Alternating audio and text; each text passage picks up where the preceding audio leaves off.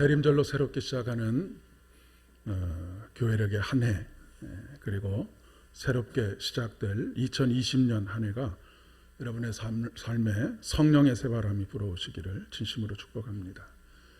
새롭게 하시는 성령으로 말미암아서 여러분의 모든 무너졌던 것들이 다시 세워지고 또 상처받던 모든 것들에 새살이 돋아나는 귀한 은혜가 있기를 진심으로 축복합니다. 오늘 말씀은 꿈에 대한 이야기로 시작하려고 합니다. 사랑하는 여러분, 꿈이 있으십니까? 여전히 꿈꾸고 계십니까? 먹고 살기도 바빠 죽겠는데 꿈은 무엇입니까? 라고 물으실 분이 계실지 모르겠습니다. 여러분, 쟁기질을 해도 쟁기가 갈리는 그것만 보고 있으면 소가 어디로 가는지를 모릅니다. 그러면 쟁기질이 삐뚤빼뚤 하게 돼서 씨앗을 뿌릴 수가 없게 되는 것과 마찬가지로 쟁기질을 할 때에는 늘 목표를 바라봐야 합니다. 목표를 바라보고 또 쟁기는 제대로 되는지도 바라보고 그것을 반복해 가면서 쟁기질을 할 때에 올바른 곳으로 갈 수 있고 제대로 씨앗을 뿌릴 수 있는 그런 밭 고랑을 만들어 갈 수 있게 되는 것이겠지요. 우리 인생도 마찬가지라고 생각합니다. 매일매일 발밑을 바라보고 내 현실에 직면한 것들만 바라보면서 살아가다 보면 내 인생이 지금 어디로 가고 있는지 제대로 가고 있는지를 잘 알 수 없는, 그래서 일평생을 열심히 살아왔는데 정작 가야 할 그곳으로 가지 못하고 인생이 딴 곳에 서 있는 그런 참 안타까운 현실을 맞이할 때도 있겠기 때문에 그렇습니다. 우리에게는 각자의 꿈이 있고 각자가 걸어가야 할 길이 있지만 예수 그리스도를 믿는 모든 사람들에게는 공통적으로 가져야 될 꿈이 있습니다. 남녀노소와 상관없이, 배움의 유무와 상관없이, 다른 어떤 것의 소유의 많고 적음에 상관없이 예수 그리스도를 믿으면 다 꾸어야 할 꿈이 있는데, 그 꿈은 사실 우리가 매 주일마다 하나님 앞에 간구하는 꿈입니다. 어떤 꿈이냐면 뜻이 하늘에서 이룬 것 같이 땅에서도 이루어지는 꿈, 하나님의 나라가 이루어지는 꿈, 이 꿈이 모든 그리스도인들이 꿈꿔야 할 그런 꿈이라고 이야기할 수 있겠습니다. 예수님께서 이 땅에 오셔서 꿈꾸기 시작하셨고 마침내 다 이루었다라고 선언하셨던 그 꿈이 바로 하나님의 나라가 이 땅에 임하는 꿈입니다. 미국 흑인 인권운동가로서 이 하나님의 나라가 그 땅 가운데 이루어지기를 꿈꿨던 한 사람이 있었습니다. 그 사람은 마틴 루터 킹 목사님입니다. 그는 나는 꿈이 있습니다 라고 하는 연설로 굉장히 유명한 그런 연설을 남기신 분이죠. 흑인으로 태어났다고 하는 사실 하나 때문에 온갖 차별을 경험하는 과정 속에서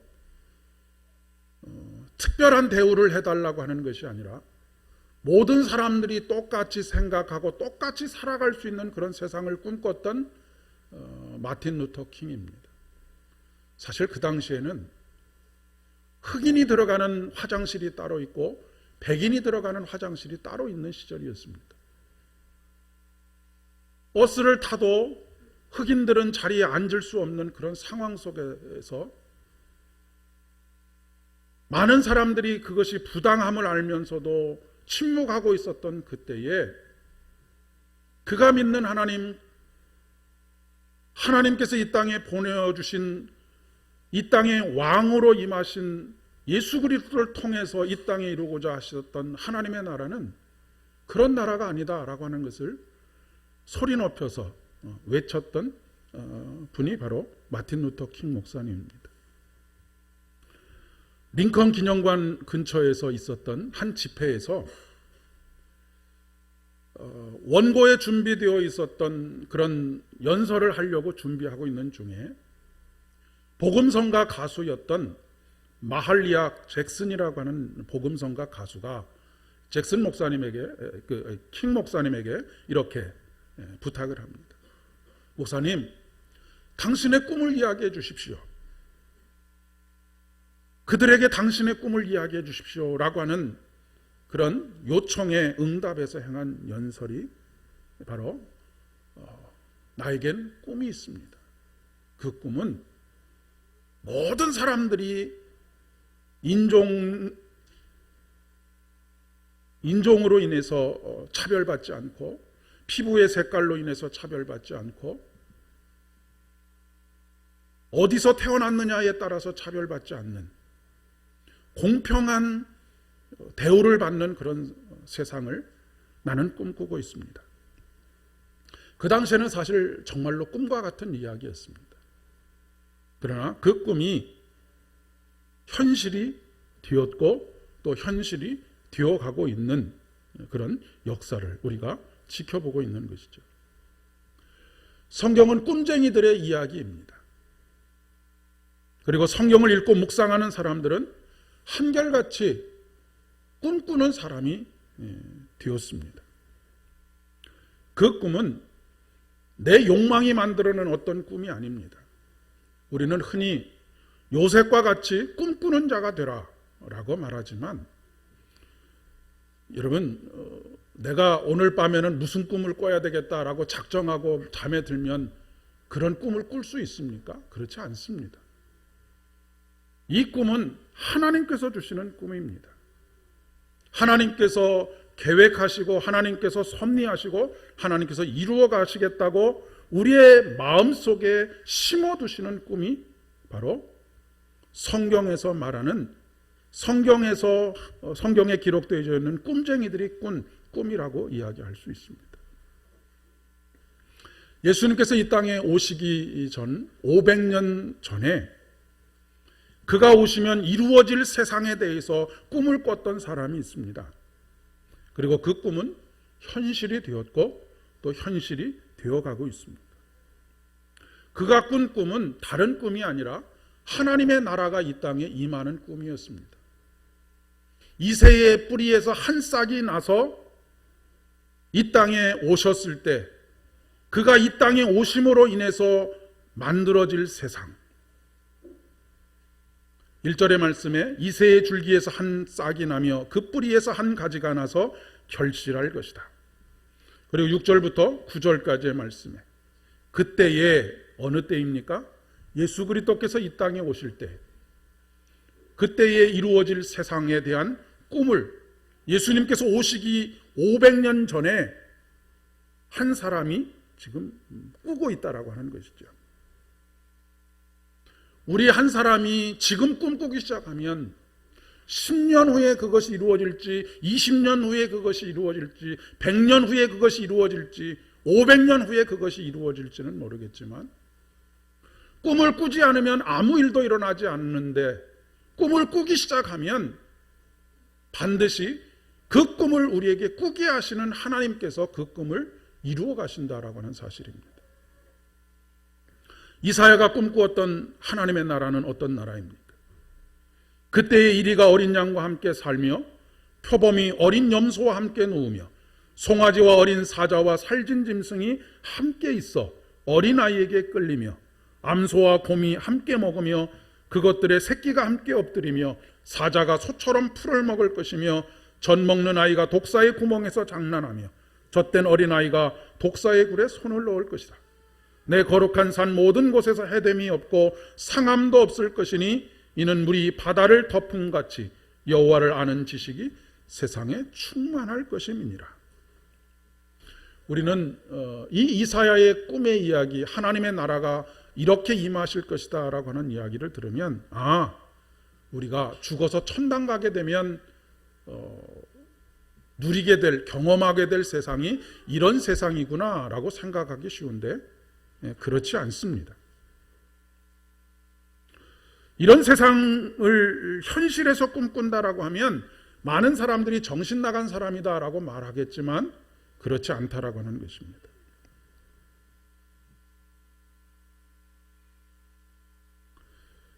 지금이 어떤 시대입니까? 지금은 말 그대로 약육강식의 논리가 판을 치는 시대입니다. 우리가 보통 한 20, 30년 전부터 세계화라고 하는 말을 귀에 못이 박이도록 들어오셨을 것입니다.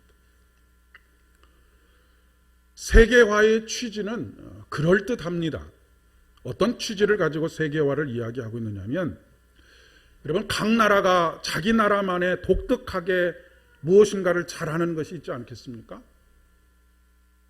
그러니까 각 나라들마다 자기들이 잘하는 것을 더 열심히 해서 다른 나라가 그러니까 잘하지 못하는 것, 각자가 잘하는 것을 서로 바꾸자.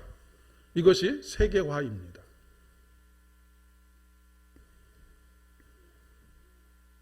그럴듯하지 않습니까? 그러나 여러분, 경쟁력이라고 하는 것을 누가 다 가지고 있느냐면 강대국들이 다 가지고 있습니다.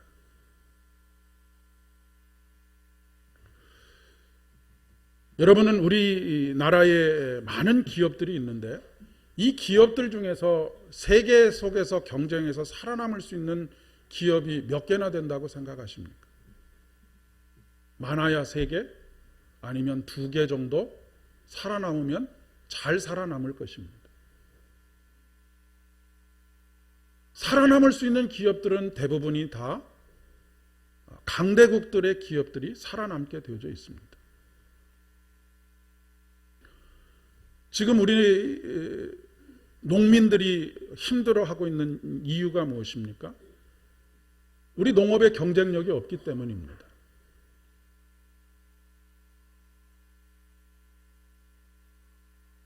그동안에는 사실 세계화가 진행되기 전까지는 국내에서 고만고만하게 경쟁을 했기 때문에 그나마라도 살아남을 수 있는 기업들이 있었는데, 세계화 경쟁을 하다 보니까 속절없이 경쟁력이 없는 것들은 도태되어진다라고 하는 이야기는 무엇입니까? 삶이 도탄에 빠지게 된다는 그런 이야기입니다. 아무리 노력해도 되지 않는 것입니다.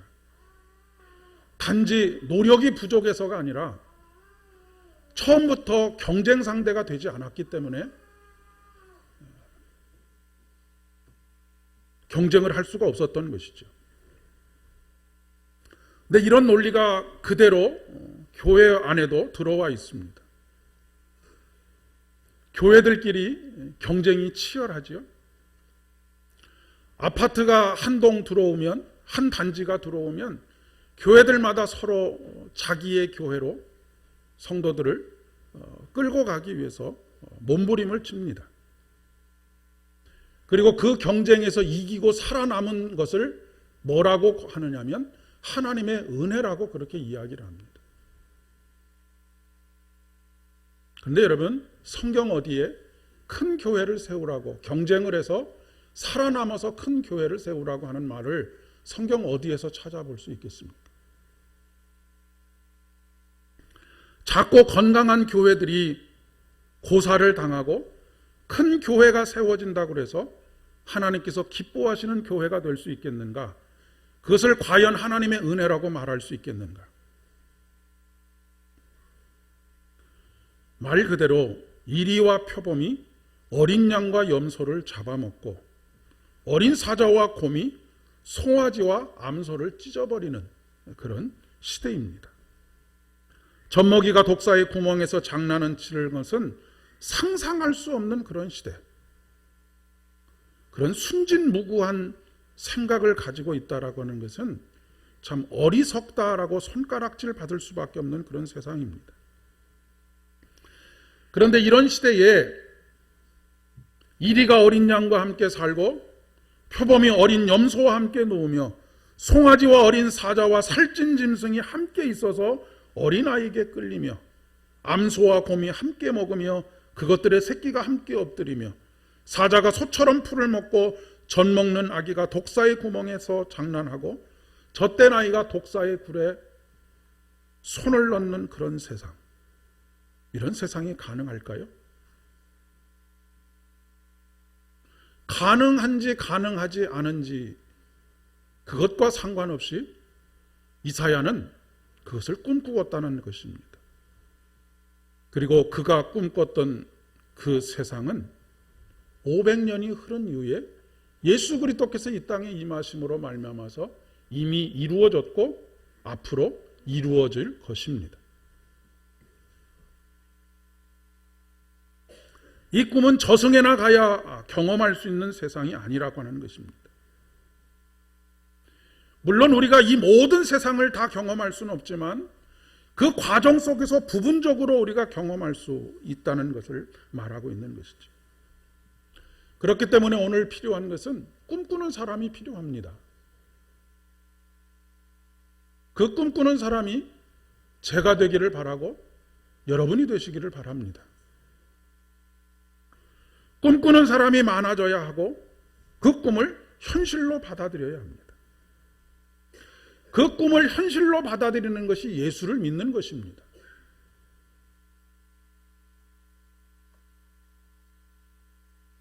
이런 세상을 꿈꾸고 그 꿈꾸는 것이 현실이 되는 것, 그것을 받아들이는 것이 곧 예수를 믿는 것이라고 하는 말씀입니다. 그러면 왜 우리의 현실 속에서, 우리의 일터에서, 우리의 가정에서 이 꿈 같은 일들이 이루어지지 않을까요? 우리가 그 나라를 꿈꾸지 않기 때문이고 그 나라를 받아들이지 않기 때문이라고 이야기할 수밖에 없습니다. 그 꿈을 이야기하지 않기 때문이고 그 꿈을 살지 않기 때문이라고 이야기할 수밖에 없습니다. 사랑하는 여러분, 조금 좁혀서 2020년에 우리 삼보교회는 어떤 교회가 될까요? 여러분이 꿈꾸고 있는 우리 삼보교회의 모습은 어떤 모습입니까? 여러분이 꿈꾸고 있는 여러분의 가정의 모습은 어떤 모습입니까? 먼저 우리 삼보교회 공동체 안에서 이사야가 꿈꿨던 이런 나라를 꿈꾸어 보신다면 어떠시겠습니까? 이런 생각은 꿈에도 해보지 못하신 분들이 대부분이 아닐까 싶습니다. 상상하지 않으니까 꿈이 없고 꿈이 없으니까 아무것도 이루어지지 않습니다. 여러분은 어떠신지 모르겠지만 저는 2020년에 우리 교회에 이런 하나님의 나라가 이루어질 것을 믿고 꿈꾸고 있습니다. 저의 가정에 이런 하나님의 나라가 현실이 될 것을 믿고 꿈꾸고 있습니다. 물론 2020년 안에 이 일을 반드시 보게 될지에 대해서는 확신할 수 없습니다.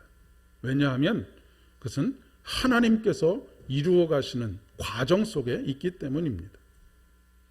그러나 그것이 1년 후가 되든 10년 후가 되든 100년 후가 되든 500년 후가 되든 그 꿈은 반드시 이루어져 갈 것이다 라고 그렇게 믿습니다.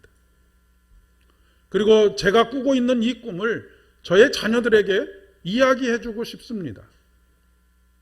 아빠는 이런 꿈을 꾸고 있단다. 그리고 그 자녀의 자녀들에게도 그 꿈이 전달되기를 소망합니다. 그러면 부분적으로라도 우리가 이런 하나님의 나라를, 우리가 예수님께서 꿈꾸시고 이루신 그 하나님의 나라를 경험할 수 있는 방법이 무엇이냐라고 할 때 그것은 하나님의 나라의 삶의 방식을 받아들이는 것입니다.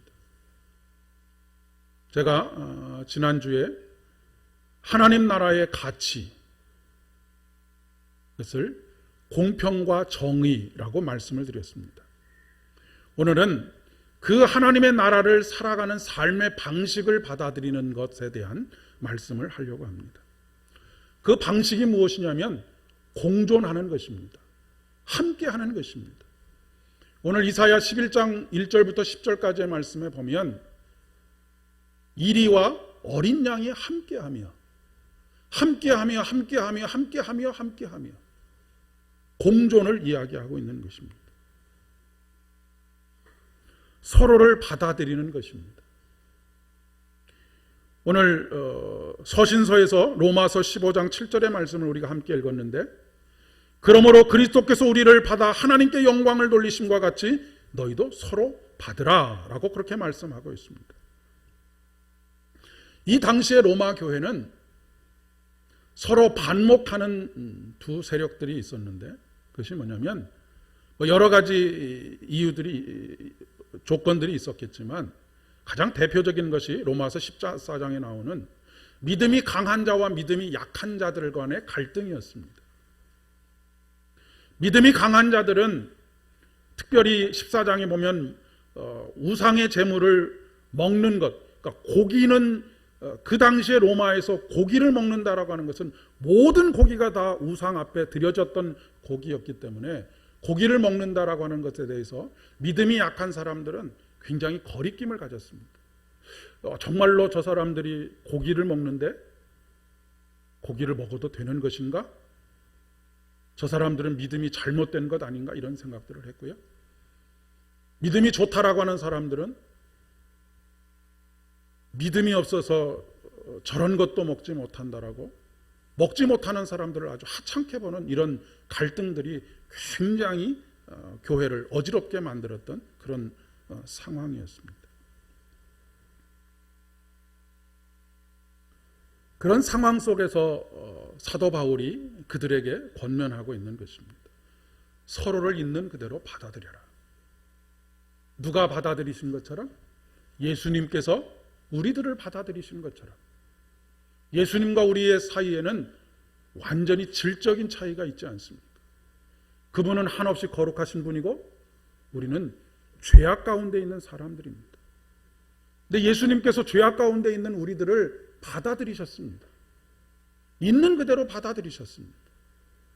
그러니 그 받아들임을 경험한 너희들이 믿음이 약한 이들을 있는 그대로 받아들여라. 품어줘라. 판단하지 말아라. 라고 말씀하고 있는 것입니다. 이사야가 꿈꿨던 그 하나님의 나라도 마찬가지입니다. 이리는 강한 자입니다.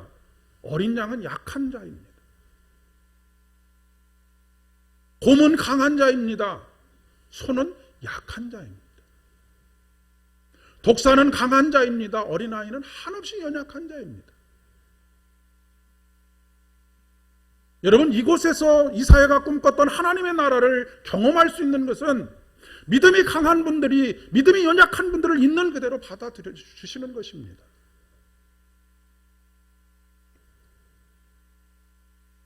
물질을 많이 갖고 있는 분들이 물질이 없어서 어렵고 힘들게 살아가고 있는 분들을 함께 보듬어 안고 살아가는 것입니다. 권력을 가지고 있는 분들이 아무런 백도 없이 기댈 그 어떤 곳도 찾지 못하는 이들의 등이 되어주는 그런 것, 그런 것이 바로 이사야가 꿈꿨던 하나님의 나라이고 우리가 우리의 현실 속에서 경험할 수 있는 하나님의 나라가 바로 그런 나라입니다. 다수의 힘으로 소수의 사람들을 힘들게 하는 것이 아니라 있는 그대로 그들의 연약함을 받아주고 품어줌으로 말미암아서 상함도 없고 해됨도 없는 그런 공동체를 만들어가는 것.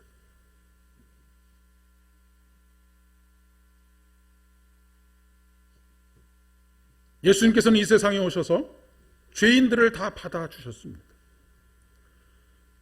자기를 미워하는 사람들까지도 예수님께서는 받아들이시고 용서하셨습니다. 십자가에서 예수님께서 하신 말씀이 무엇입니까? 아버지, 저들을 용서해 주십시오. 저들은 자기들이 무슨 일을 지금 하고 있는지를 알지 못해서 이런 참혹한 일을 저지르고 있는 것입니다.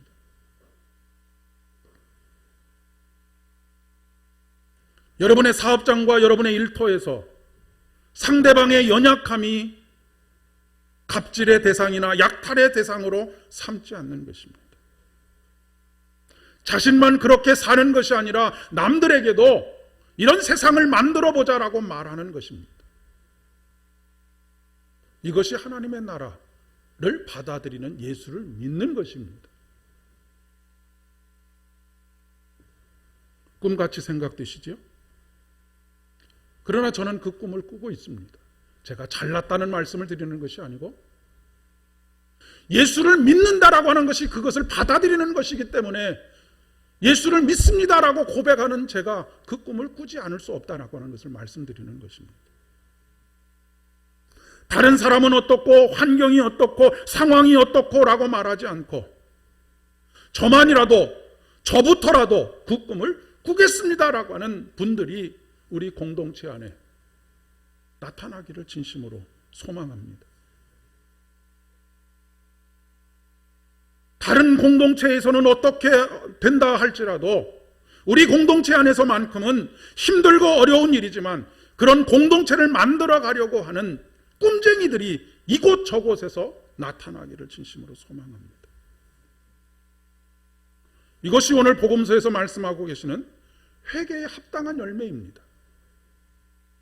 세례 요한이 바리새인들을 향하여 회개에 합당한 열매를 맺으라라고 말하고 있는 것이 바로 이것입니다.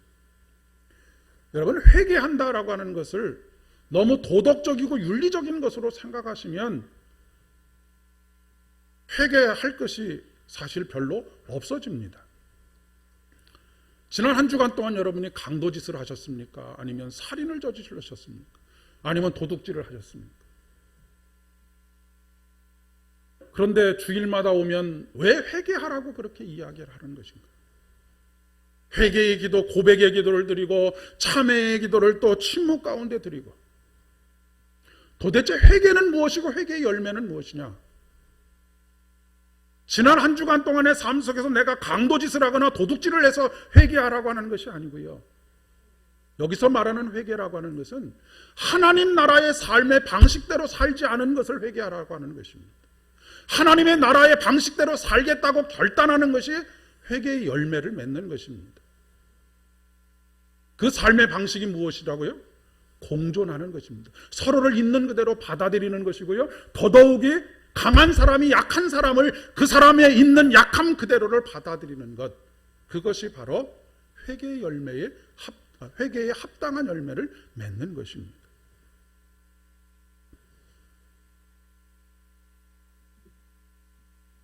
사랑하는 여러분, 지난 한 주간 하나님 나라의 삶의 방식으로 살아오셨습니까? 연약한 자들의, 믿음 약한 자들, 그 사람들을 있는 그대로 받아들이시고 공존하는 그런 세상을 꿈꾸면서 그 삶을 살아오셨느냐는 말씀입니다. 저를 비롯해서 거의 대부분이 그렇지 못했을 것입니다. 밀어내고 배척하고 분쟁하고 판단하고 정죄하고, 그러니 회개하라고 하는 것입니다. 하나님 나라의 삶의 방식으로 이번 한 주간을 살겠다고 그렇게 결단하라고 하는 것이지요. 로마서 12장 1절과 2절의 말씀에 보면 우리가 드려야 할 영적 예배에 대해서 말씀하고 있습니다.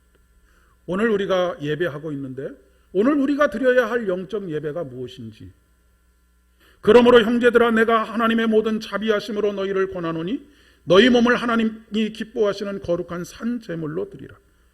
이는 너희가 드릴 영적 예배니라.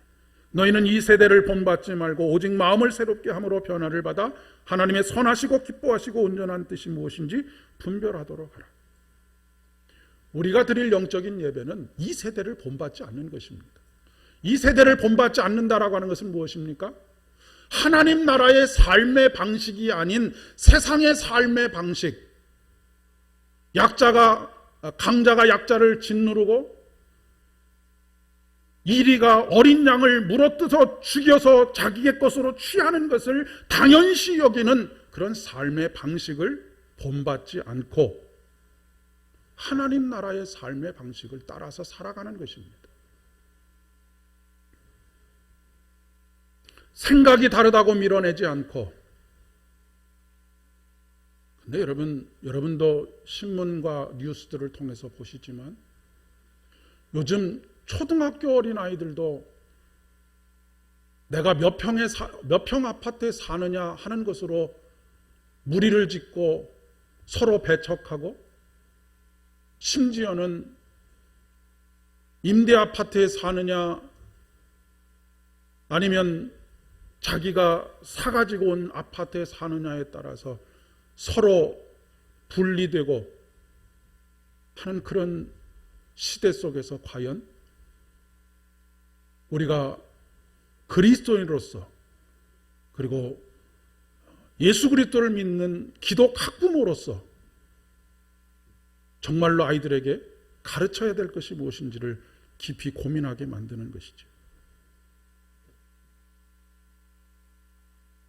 이사야가 꿈꿨던 그 나라는 우리가 만들려고 해서 만들 수 있는 나라는 물론 아닙니다. 어떤 위대한 정치가나 경제인이나 아니면 사회운동가가 나타난다고 해서 되어질 일도 아닙니다. 그 어떤 정권이 세워져도 이 나라를 만드는 것은 불가능합니다. 하나님의 나라는 마치 성탄절에 예기치 못하게 주어지는 선물과도 같은 것입니다. 선물은 대가를 치르는 것이 아니고 그냥 그대로 감사함으로 받아들이는 것입니다. 우리가 이 하나님의 나라를 있는 그대로 감사함으로 받아들이게 될 때,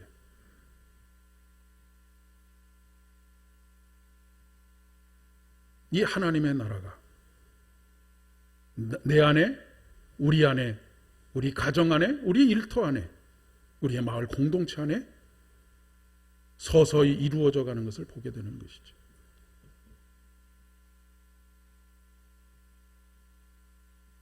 그런데 하나님 나라의 방식을 받아들일 것을 외치고 있는 세례 요한의 외침이 어디에서부터 시작되고 있는 것을 마태복음 3장에서 말씀하고 있습니다.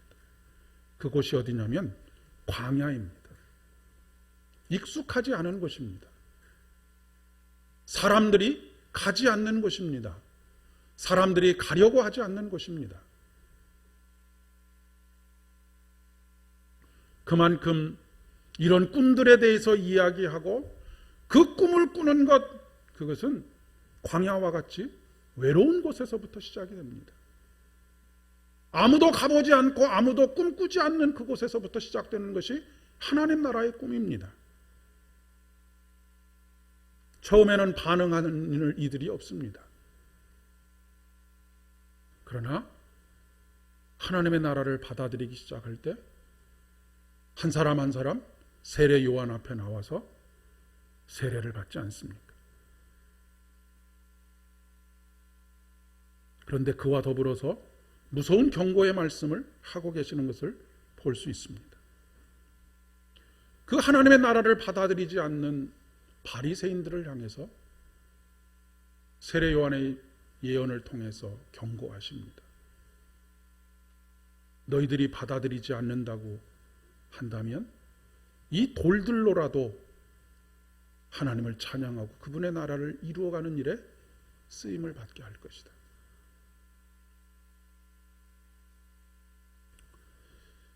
우리나라의 민주화가 이루어지지 못했던 시기에 탄압을 당하던 한 정치인이 시대를 향해서 외쳤던 말이 생각이 납니다. 닭모가지를 비틀어도 새벽은 온다. 그렇습니다. 아무리 세상이 하나님의 나라와는 상관없는 세상으로 흘러가더라도 우리가 꿈꾸는 것을 중단하지 않고 꿈꾸는 사람이 단 한 사람만 있다 할지라도 그 사람이 있는 한 하나님의 나라는 이 땅에 이루어질 것이라는 것입니다. 사랑하는 여러분, 저에게 한 꿈이 있습니다. 이사야가 꿈꿨던 그 꿈입니다. 저만 꿈꾸는 그 꿈이 아니라 바로 여러분의 꿈이 되실 수 있기를 진심으로 축복합니다. 그 한 사람 한 사람으로 우리 삼보교회가 채워져 가는 꿈, 우리가 함께 꾸고 이루어가야 할 꿈이라고 그렇게 믿습니다. 함께 기도하겠습니다. 하나님, 우리의 삶의 자리에서 천국을 맛보기를 간절히 소망합니다. 하나님의 나라를 선물과 같이 감사함으로 받아들여 그것을 내 영혼 깊은 곳에서 누리며 우리의 가정과 일터와 우리 교회 안에서 경험하고 누리기를 간절히 소망합니다. 그러기 위해서는 우리가 서로를 받는, 서로를 있는 그대로 받아들이는 공존의 훈련들이 필요한 것을 오늘 말씀을 통해서 깨달았습니다. 판단하고 정죄하고 밀어내고 배척하는 것이 아니라 연약함이 있으면 있는 그대로, 부족함이 있으면 있는 그대로 그 인격 전체를 받아들여 용광로와 같이 녹여내게 하시고 예수 그리스도로 말미암아 하나됨을 경험해가는 그런 공동체 만들어갈 수 있도록 우리로 하여금 꿈꾸게 하시고 그 꿈이 우리 안에만 머물지 않게 하시고 세상 가운데 하나님께서 이루고자 하시는 하나님의 나라를 이루어갈 수 있도록 주의 은혜를 덧입혀 주시옵소서. 예수님의 이름으로 간절히 기도드립니다.